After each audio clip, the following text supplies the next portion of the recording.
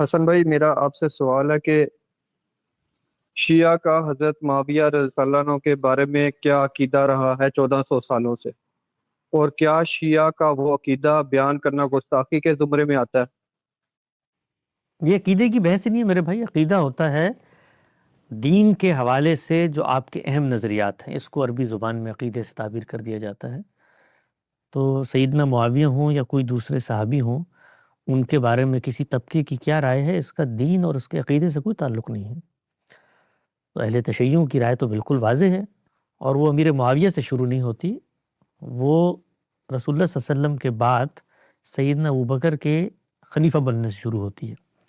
ان کا نقطہ نظر یہ ہے، میں نے اس کو تفصیل سے حال میں ایک مضمون میں بھی بیان کیا ہے، تشیع اور امامت کے زیر عنوان مسلمانوں کی مذہبی فکر کی 5 تعبیری انحرافات میں.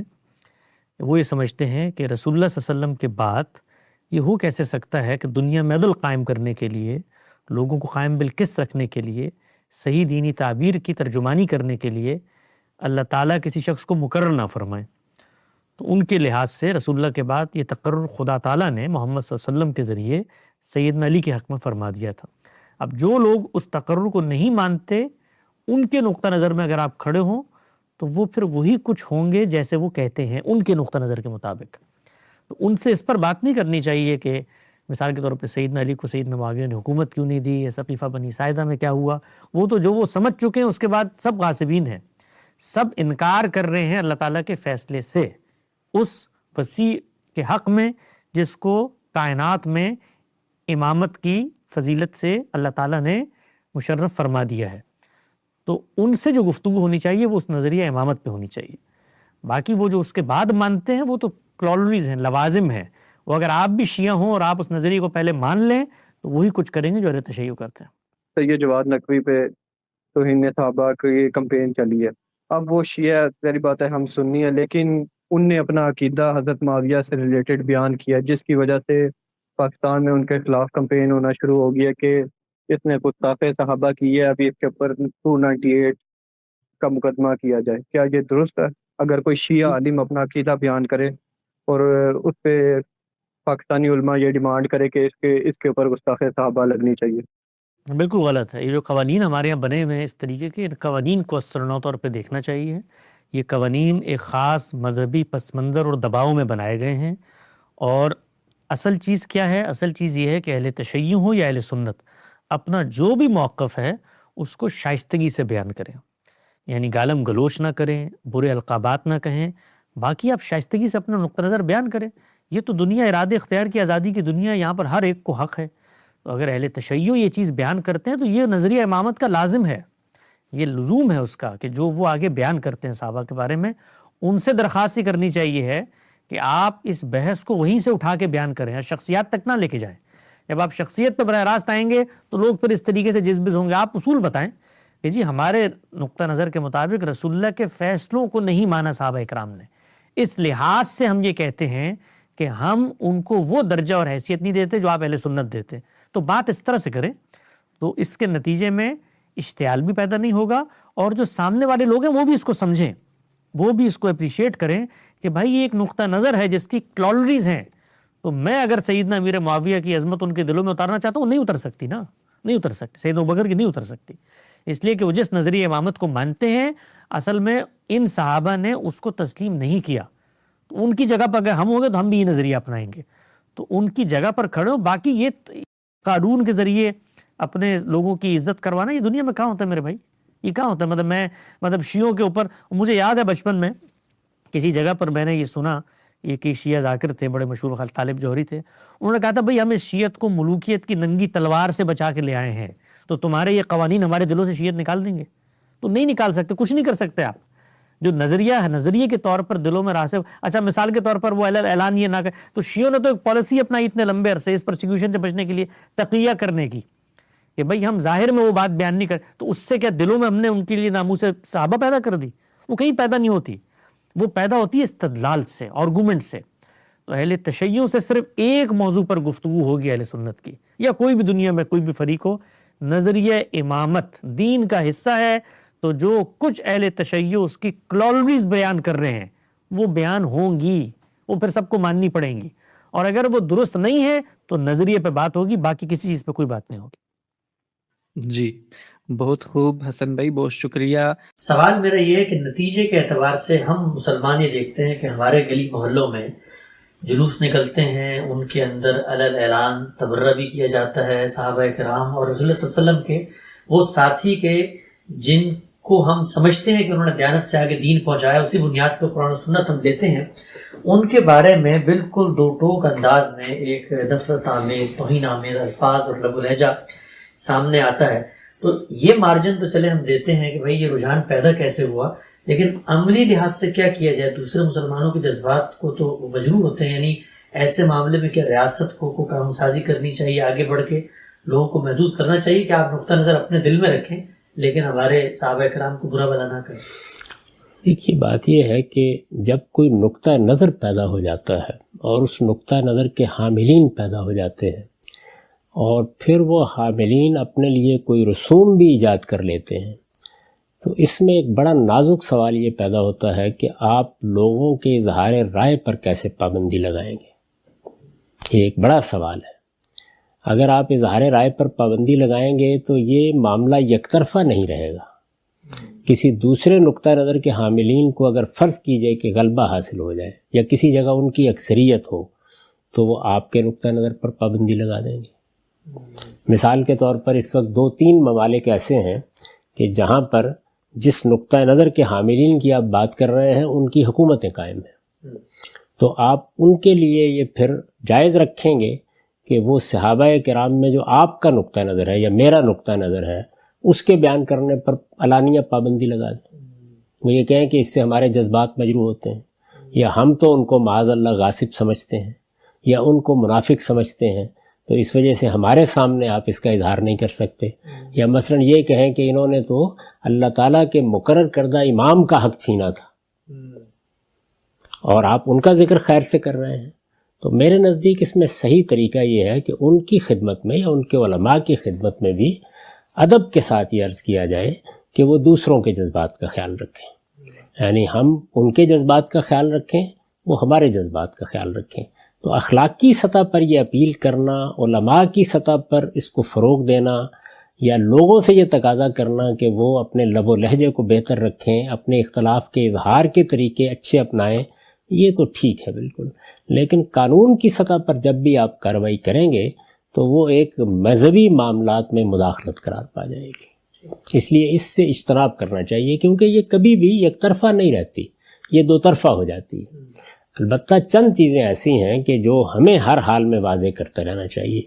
دیکھیے میرا تو اس میں ذوق یہ ہے کہ روایتیں کیا کہتی ہیں، تاریخ کیا کہتی ہے، وہ بات کا مسئلہ ہے۔ جن چیزوں کو اللہ کی کتاب قرآن مجید نے متعین کر دیا ہے ان میں تو کوئی کمپرومائز ہو نہیں سکتا، تو ہم کیا کریں گے؟ ہم وہ بات جواب میں اللہ کی کتاب کی روشنی میں بیان کریں گے۔ ابھی میں نے آپ کو جواب دیا کہ اللہ کی کتاب حکم ہے، وہ فیصلہ سنائے گی۔ یہ میں نہیں کہہ رہا کہ میں جو قرآن مجید سے بات سمجھا ہوں اس کو ضرور آپ قبول کر لیں، لیکن مجھے وہ بات پورے زور کے ساتھ اللہ کی کتاب کی روشنی میں بیان کرنی چاہیے۔ لوگوں کو دعوت دینی چاہیے کہ وہ بھی تاریخی معاملات میں جہاں قرآن مجید نے کوئی بات کہہ دی ہے اس کی روشنی میں فیصلہ کریں۔ قرآن مجید نے چند چیزیں بالکل واضح کر دی ہیں۔ ایک یہ بتا دیا ہے کہ اہل بیت کون ہے، صاف صاف طریقے سے سورہ احزاب میں یہ بات واضح ہو گئی ہے کہ ازواج نبی کو قرآن مجید اہل بیت کہہ رہا ہے۔ اس میں کسی دوسری تعویل کی کوئی گنجائش نہیں ہے۔ جن لوگوں نے آیہ تطہیر میں مذکر کے صیغوں سے استدلال کیا ہے، بہت معذرت کے ساتھ یہ صاف معلوم ہوتا ہے کہ وہ عربی زبان سے واقف نہیں ہے۔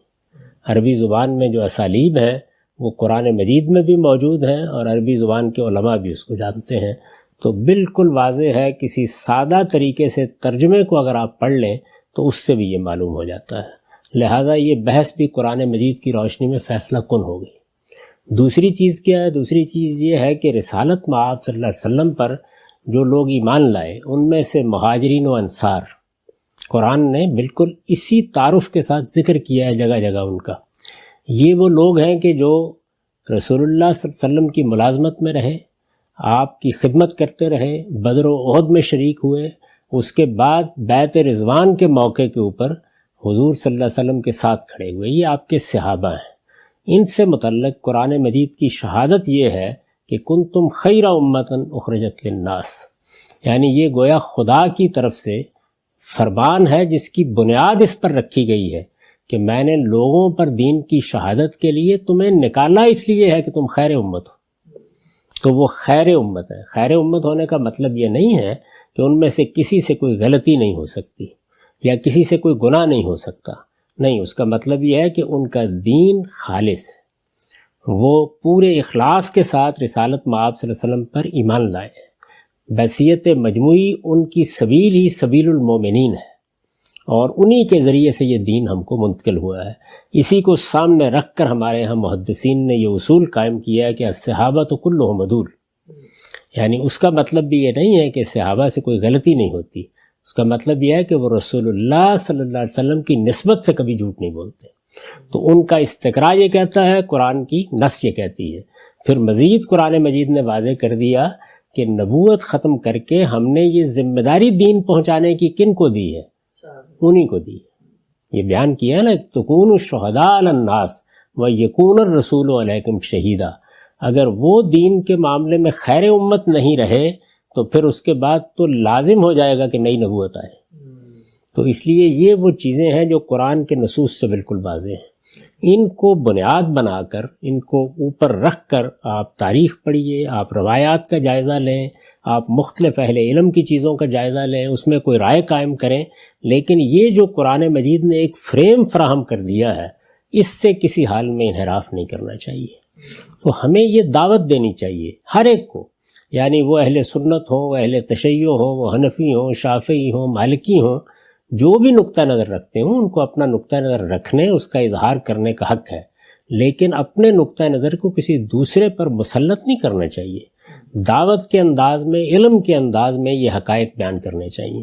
جس طرح یہ بات طے ہے کہ رسالت مآب صلی اللہ علیہ وسلم کے بارے میں قرآن کی شہادت یہ ہے کہ انک لعلی خلق عظیم، آپ اخلاق عالیہ کی عظمت کے آخری مقام پر فائز ہیں، یہ بیان کر دیا۔ تو اب کوئی روایت، کوئی تاریخی واقعہ جو رسالت مآب صلی اللہ علیہ وسلم کی سیرت، آپ کے اخلاق یا اپنے کردار کو مجروح کرتا ہو، وہ نہیں قبول کیا جا سکتا۔ اسی طرح سے یہ جو قرآن مجید کے نصوص ہیں جو میں نے بتا دیے آپ کو کہ کنتم خیر امۃ اخرجت للناس، یہ لتکونوا شہداء علی الناس، یہ کہ محمد الرسول اللہ والذین معہ، یہ سب چیزیں یہ بتا رہی ہیں کہ صحابہ کرام کے معاملے میں خیر امت کی شہادت یہ اللہ کی شہادت ہے۔ اب اس کی روشنی میں دیکھا جائے گا، رسالت مآب صلی اللہ علیہ وسلم اخلاق عالیہ کی آخری عظمت پر فائز ہیں، یہ قرآن کی شہادت ہے۔ تو ہم حضور کی سیرت کے بارے میں بھی جس طرح اس کو ایک معیار مانتے ہیں، صحابہ کے معاملے میں بھی اس کو ایک معیار مانتے ہیں، لیکن کیا یہ ضروری ہے کہ لوگ میری یہ بات قبول کر لیں؟ وہ اس کے بارے میں اپنی رائے رکھیں گے، اس کو بیان کریں گے، ان کا یہ حق ماننا پڑے گا دنیا میں۔ ہمیں بس اپنی بات استدلال کے ساتھ کہنی ہے۔ تو میں تو جب تاریخ پر گفتگو کروں یا روایات میرے سامنے آئیں تو یہ جو بنیادی چیزیں قرآن مجید نے یا آپ 4 کارنرز کہہ دیں متعین کر دیے ہیں، ان سے منحرف ہو کر کسی روایت کو قابل اتنا ہی نہیں سمجھتا۔ ٹھیک ہے صاحب، بہت تفصیل سے ماشاءاللہ آپ نے بتایا۔ ایک بس چھوٹا سا ضمنی سوال، وہ یہ کہ آپ نے فرمایا کہ ہم لوگ ان کے جذبات کا خیال رکھیں، وہ ہمارے جذبات کا، اور ایک ایسی فضا پیدا ہو کہ جس میں آزادانہ علمی تبادلہ خیال ہو، اور قرآن کی بنیاد پر ہم بتائیں کہ صحابہ کرام کا مقام کیا ہے۔ تو مثلا ہم ان کے نظریات کا خیال کیسے رکھیں؟ اگر مثلا ایک شخص جو ہے اس کا ایک نظریہ ہے، اس کو بیان کرنے کا حق ہے، لیکن اگر وہ اپنی زبان پر کسی مقدس شخصیت کے لیے گالی لے آتا ہے یا کوئی ایسی غیر اخلاقی بات لے آتا ہے، تو اس موقع پر تو مثلا ہمارا معاشرہ، ہماری ریاست اس کو پھر متحرک تو ہونا چاہیے کہ چلے وہ کہے کہ آپ اپنا نظریہ قائم رکھیں، اس کو آپ کتابوں میں شائستگی سے لکھیں، لیکن سڑکوں پہ کھڑے ہو کے گالیاں دینا اور برے الفاظ کہنا، اس پر تو ہمیں کسی نہ کسی سطح پہ روک لگانی پڑے گی۔ دیکھیے، ریاست کی جو مداخلت ہے یہ بھی ہمیشہ صرف قانون کے اساس سے نہیں ہوتی۔ ریاست کی مداخلت کے بھی بہت سے مواقع ہیں، یعنی ریاست کے ذمہ دار لوگوں کو اللہ تعالیٰ نے اپنے قانون میں ایک منصب دیا ہے، وہ جمعے کے ممبر پر کھڑے ہونے کا منصب ہے، وہ ان چیزوں کے بارے میں وہاں تلقین کرے عالمگیر اخلاقی اصولوں کی روشنی میں۔ یعنی کوئی ایک خاص نقطہ نظر اپنا کے ضروری نہیں بات کی جائے. یہ بات کہ میرا ایک نقطہ نظر ہے حضرت مسیح کے بارے میں، مثال کے طور پر میں ان کو اللہ کا بیٹا نہیں مانتا ایک مسلمان کی حیثیت سے، لیکن یہاں مسیحی آبادی بھی ہے، تو مجھے ان کے جذبات کا خیال رکھنا چاہیے، اپنی بات شائستگی سے کہنی چاہیے. یہ اصول خود قرآن مجید نے بیان کیا اور یہ کہا ہے کہ یہ بت ہیں، اس سے بڑی کوئی چیز تو نہیں ہو سکتی. اللہ تعالیٰ کہتے ہیں سب سے بڑا گناہ شرک ہے.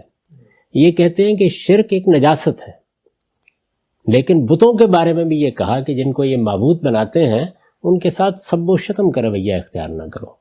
تو ہمیں اپنے ان بھائیوں سے بھی یہی کہنا چاہیے کہ وہ اپنی بات کو شائستگی سے بیان کریں. دیکھیں مذہبی اختلاف ایک چیز ہے اور عالمگیر اخلاقی اصول یہ تو ہر ایک کے لیے ضروری ہے، میرے لیے بھی ضروری ہے، آپ کے لیے بھی ضروری ہے. آپ کو معلوم ہے کہ جن لوگوں سے میں شدید اختلاف رکھتا ہوں اور جن کی کسی بات کو قابل اعتراض نہیں سمجھتا ان کا ذکر بھی احترام کے ساتھ کرتا ہوں. میرا خیال ہے کہ اس میں سب سے اچھا طریقہ یہ ہے کہ دانشور آپس میں ایک دوسرے سے بات کریں، علماء ایک دوسرے کے ساتھ بات کریں، ریاست بھی بات کی سطح پر ان چیزوں کو درست کریں. یعنی قانون کے استعمال میں بڑی پیچیدگیاں ہوتی ہیں. آپ کہتے ہیں کہ یہ چیز سب و شتم ہے، دوسرا کہتا ہے کہ یہ تو اختلاف ہے، یہ تو کسی کے عمل پر میرا تبصرہ ہے، یہ تو ایک واقعے کا بیان ہے. تو اب بڑی بحث ہو گئی نا اس میں. اس بحث کو آپ کہاں پہنچائیں گے؟ یہ کہیں بھی قانون کی سطح پر فیصل ہو نہیں سکتی. تو میری رائے یہ ہے کہ ایسے معاملات میں قانون کی سطح پر مداخلت بھی نہیں کرنی چاہیے. یعنی اس کو روایت بنانا چاہیے، تہذیبی روایت، ہمارا کلچر، ہماری ثقافت یہ بنے کہ ہم ایک دوسرے کا احترام کرتے ہیں، عزت کرتے ہیں، ایک دوسرے کے اکابر کے معاملے میں غلط رویہ اختیار نہیں کرتے. یعنی کسی قوم کا بھی کوئی مذہبی پیشوا ہے، محبت ہے اس کو اس کے ساتھ، یا عقیدت ہے یا وہ اس کو ایک جگہ دیتا ہے، ہمیں اس کا ذکر احترام کے ساتھ کرنا چاہیے. یعنی ہندوؤں کے لوگ ہوں، آخر مسلمان ہندوستان میں رہ رہے ہیں، کتنی بڑی تعداد میں ہیں، تو وہ وہاں روز اگر ایسی زبان استعمال کریں بتوں کے معاملے میں، ایک بڑا گناہ ہمارے ہاں ہے یہ، تو اس کا نتیجہ کیا ہوگا؟ تو یہ چیز ہے جس کو میرے خیال میں سب کو ملحوظ رکھنا چاہیے. یعنی میں یہ نہیں عرض کر رہا کہ یہ اچھا رویہ ہے کہ آپ سڑک پر کھڑے ہو کر کسی کو گالی دیں، لیکن اس کو روکنے کے لیے کیا طریقے اختیار کیے جائیں. تو میرے نزدیک اس کے لیے دعوت اور اصلاح، اور میں آپ سے عرض کرتا ہوں کہ ہر طبقہ فکر میں ایسے اہل علم موجود ہوتے ہیں کہ اگر آپ ان سے بات کریں تو وہ اس اخلاقی اصول کو مانتے ہیں کہ ہمیں دوسروں کے جذبات احساسات کا خیال رکھنا چاہیے. دوسروں کے جذبات احساسات کا خیال رکھنے کا یہ مطلب نہیں ہے کہ آپ اختلاف نہ کریں. آپ کو حق اختلاف ہے، یعنی آپ علمی طریقے سے اختلاف کریں. مستشرقین ہم سے علمی طریقے سے اختلاف کرتے ہیں، دوسرے مذاہب کے لوگ ہم سے علمی طریقے سے اختلاف کرتے ہیں، مسلمانوں کے مختلف گروہ اور فرقے وہ بھی آپس میں ایک دوسرے کے ساتھ علمی طریقے سے اختلاف کریں. نہ کسی کے خلاف فتوی بازی کی جائے، نہ تکفیر اور تفسیق اور تضلیل کے فیصلے سنائے جائیں، بلکہ باتوں کے بارے میں یہ بتایا جائے کہ یہ چیز صحیح نہیں ہے، یہ چیز شرک ہے، یہ چیز کفر ہے. بس اس حد تک محدود رہا جائے. اور غلط زبان استعمال کرنا جو عالمگیر اخلاقی اصولوں کے خلاف ہے، اس کے بارے میں ہمیں بات کرنی چاہیے. ایسی چیزوں کو روکنے کے لیے اگر آپ اس سطح پر کوشش کریں گے، اور یہاں ہمارے ہاں اب میں بھی کم و بیش 50 سال کی پبلک لائف گزار چکا ہوں، جب بھی اس کی کوشش ہوئی ہے کامیاب رہی ہے. قانون کو جب بھی استعمال کیا گیا اس کے نتیجے میں فساد پیدا ہوا ہے. تو یہ کوششیں اس سطح پر ہونی چاہیے. حکومتوں کا کام صرف یہی نہیں کہ وہ پولیس بھیج کر معاملہ کریں، اس سے برتر سطحیں بھی ہوتی ہیں جن پر لوگوں کے ساتھ بات کی جا سکتی ہے. اگر وہ کی جائے تو ایسے موقعوں پر بڑی حد تک زبان کو، بیان کو، اسالیب کو کنٹرول کیا جا سکتا ہے.